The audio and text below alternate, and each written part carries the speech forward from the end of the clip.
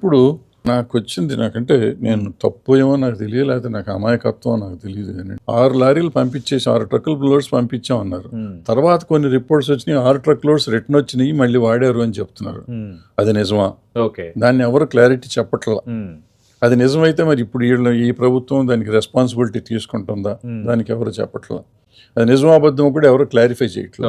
ఇప్పుడు మనకి ఇస్తున్నది నా కల్తీ లేదని ఎట్ట చెప్తారు మీరు?